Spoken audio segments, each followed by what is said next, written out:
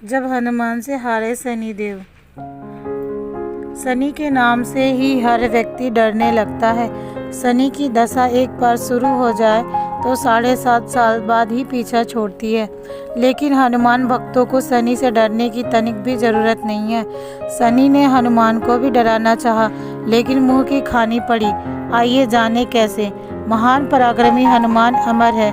पवन पुत्र हनुमान रघुकुल के कुमारों के कहने से प्रतिदिन अपनी आत्मकथा का कोई भाग सुनाया करते थे। उन्होंने कहा कि मैं एक बार संध्या समय अपने आराध्य श्री राम का स्मरण करने लगा तो उसी समय ग्रहों में पाप ग्रह मंदगति सूर्य पुत्र शनि देव पधारे। वह अत्यंत कृष्ण वर्ण के भीषणाकार थे। वह अपना सिर प्राय झुकाए रखते हैं, जिस पर अपनी दृष्टि डालते हैं वह अवश्य नष्ट हो जाता है। शनि देव हनुमान के बाहुबल और पराक्रम को नहीं जानते थे। हनुमान ने उन्हें लंका में 10 ग्रीव के बंधन से मुक्त किया था। वह हनुमान जी से विनय पूर्वक किंतु कर्कश स्वर में बोले, हनुमान जी, मैं आपको सावधान करने आया हूँ। त्रेता की बात दूसरी थी।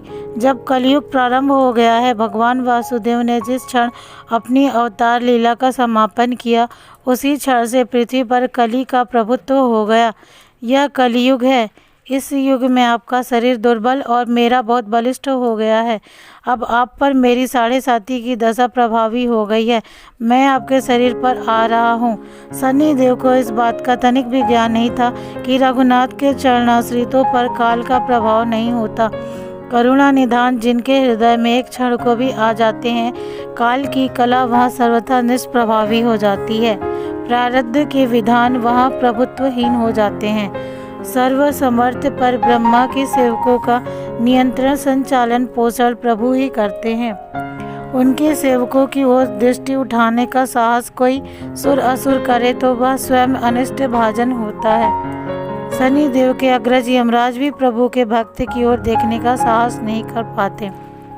हनुमान जी ने शनि देव को समझाने का प्रयत्न किया, आप कहीं अन्यत्र जाएं। ग्रहों का प्रभाव पृथ्वी के मरणशील प्राणियों पर ही पड़ता है। मुझे अपने आराध्य का स्मरण करने दें।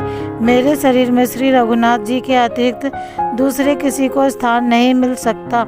लेकिन शनि देव को इससे संतोष नहीं मिला। वह बोले, मैं सृष्टिकर्ता के विधान से विवश हूँ। आप पृथ्वी पर रहते हैं, अतः आप मेरे प्रभुत्व क्षेत्र से बाहर नहीं हैं। पूरे 22.5 वर्ष व्यतीत होने पर 7.5 वर्ष के अंतर से 2.5 वर्ष के लिए मेरा प्रभाव प्राणी पर पड़ता है, किंतु यह गौड़ प्रभाव है। आप पर मेरी 7.5 आज इसी समय से प्रभावी हो रही हो। मैं आपके शरीर पर आ रहा हूँ, इसे आप टाल नहीं सकते। फिर हनुमान जी कहते हैं, जब आपको आना ही है तो आइए। अच्छा होता कि आप मुझ वृद्ध को छोड़ ही देते। फिर शनिदेव कहते हैं, कलयुग में पृथ्वी पर देवता या उपदेवता किसी को नहीं रहना चाहिए। सबको अपना आवास सूक्ष्म लोकों में रखना चाहिए। जो पृथ्वी पर रहेगा वह कलयुग के प्रभाव में रहेगा और उसे मेरी पीड़ा भोगनी पड़ेगी।